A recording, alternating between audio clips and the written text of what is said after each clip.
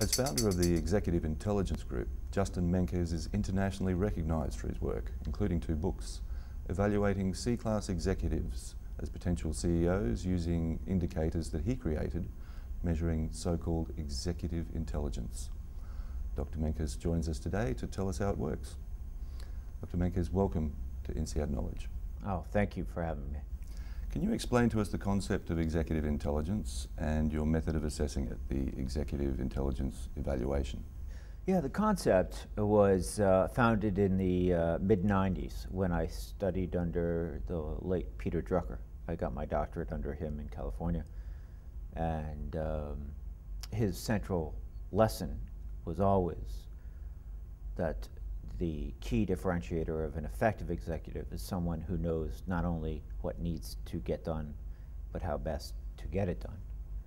And the methodologies for understanding what made us successful at doing just that were, he would use stronger language, but inadequate.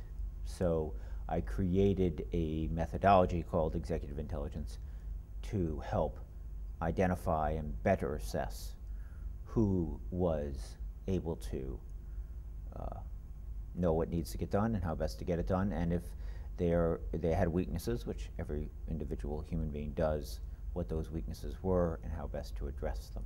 Doesn't the concept of executive intelligence by definition imply other categories of intelligence? Entrepreneurial intelligence, technological intelligence, literary intelligence perhaps? Well, executive intelligence looks at 3 kinds of intelligence, not necessarily musical intelligence or basketball intelligence. It looks at the areas of intelligence that are most central to being an effective senior executive, and that is practical intelligence, analytic skills, social intelligence, the ability to get things done through and with other people, and emotional intelligence, which is the ability to adapt yourself to the evolving circumstances around you. Those 3 components may narrow the definition of executive intelligence, but that narrowing is intentional.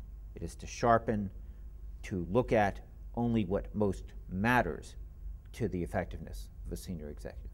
Do we need different values from executive intelligence in tough times as opposed to times of prosperity? The qualities that make up executive intelligence are becoming more appropriate because of globalization and elevating pressure that accompanies globalization. There's no way around it. That when you make the world smaller and you increase the number of companies that can legitimately threaten your core business, you elevate risk, you elevate volatility, and you elevate speed. And human beings experience that all in a common way. They experience it as an increase in pressure. So my latest book is called Better Under Pressure. But what it is executive intelligence is the ability to think, to react, to manage people and situations and yourself and conduct it in a way that is under pressure. So in many ways, I have, through dumb luck, a concept that has become much more intense in its relevance. However, it has been updated to include the globalization that has occurred. Your second book, which was released in May, prescribes 3 qualities leaders must have to be successful: realistic optimism, subservience to purpose, and the ability to find order in chaos. How did you arrive at these 3 denominators? At Spencer Stuart, we have a succession practice, a board services and advisory practice. I work exclusively in that practice, which is the helping companies identify who should be their next chief executive. And when that task is put forth, the intensity and importance and number of families and lives that are dependent in terms of livelihood on that decision being done well leads a board to demand a level of rigor about each individual being considered at an elevated level. So we are gathering data such as intelligence tests, performance evaluations, past behavioral interviews, extensive ones, personality tests on hundreds of candidates. So at the time when I began my research, I had 243 of these CEO candidates in my database with this level of data. That's not something that any academic necessarily would ever have access to. It's only because of the sort of peculiarities of my situation, of the work. So I divided them into quartiles: who was the top quartile in performance, according to performance evaluations, and who were the bottom quartile. And there were clearly three qualities that differentiated them. In fact, it was just painfully obvious: to have realistic optimism, to present and thread through their workforce subservience to purpose, and their ability to find order in chaos. Surely there are other qualities, though, that would define good leadership: experience, market savvy, entrepreneurial instinct, perhaps? I think they're good things. In fact, in our work, we hear many of these, they call them competencies around the world, that might be important, and those are good things to have. So what is most important is to start with a needs analysis. Where has this company been, and where does it need to go in the next 5 years? And then what are the attributes that an individual must have in order to take us there? And market savvy may be exactly what you're looking for. And then you want to find the best way to assess an individual's capacity, not just backward looking in terms of their market savvy, but executive intelligence is forward looking, as in putting them in unknown hypothetical situations that require market savvy. And we use the two together to understand whether or not this individual can have the market savvy, for instance, as an instance, that your company might be looking for. Are the three qualities that you refer to natural abilities or acquired knowledge? They are, there's a principle about human beings that I write about in my new book that is core to my belief system, which is that we overly fixate on categorizing people. When I walk into a board, they inevitably ask me to rank their potential candidates as A, B's, or C's. Are they stars or are they slouches?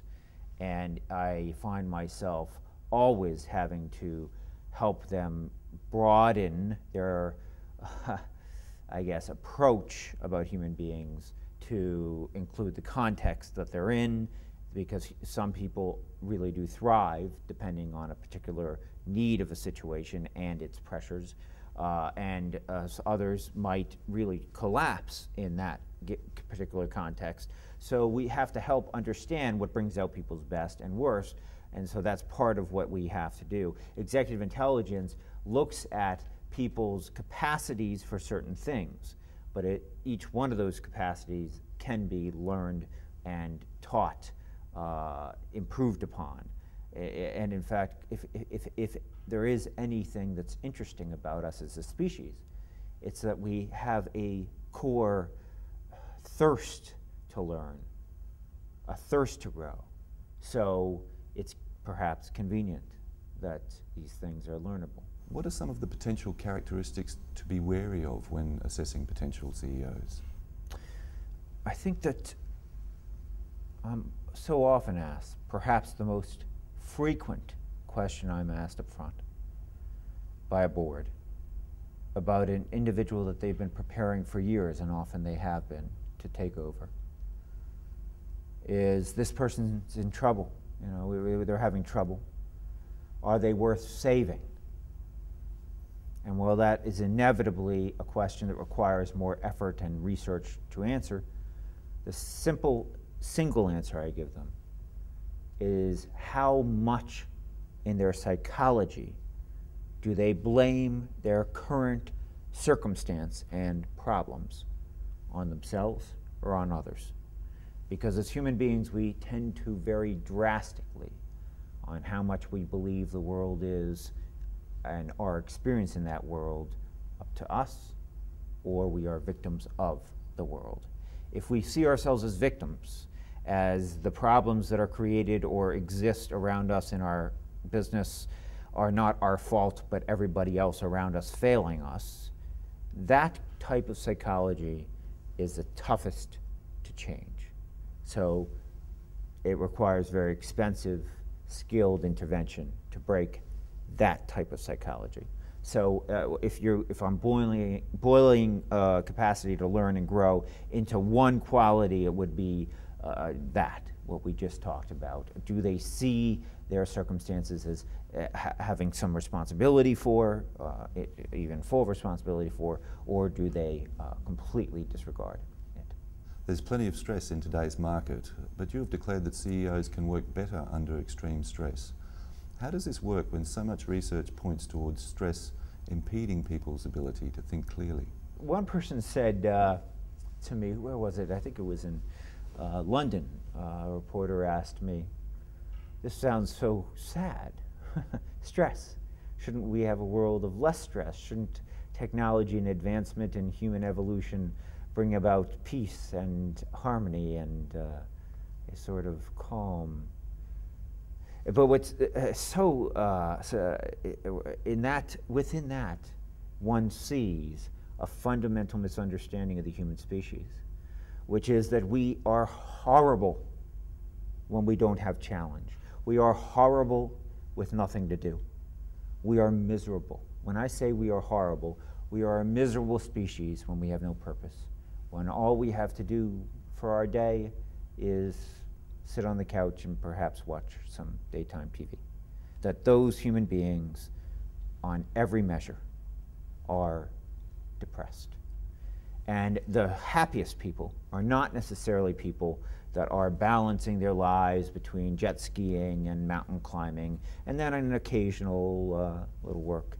That the most satisfied people are indeed those that believe that they are doing something that matters in the world, and if so, they bring a level of dedication to it that might not look like work-life balance, but they are, if on every measure, quite joyful about their lives. It does not mean, though, what I'm saying is that they do not have regret.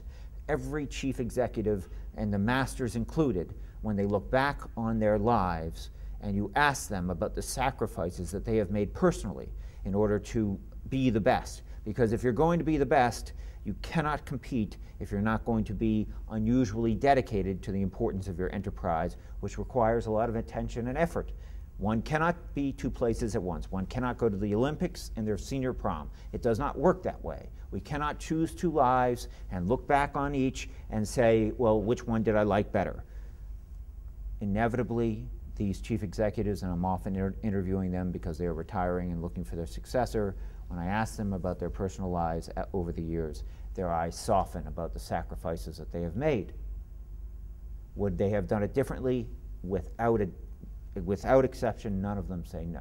They are thrilled with the accomplishment of helping thousands of people reach their full potential, to grow and make good lives for themselves, so that the sacrifices they make are worthwhile, but it does not mean that a purposeful life, is a life without regret.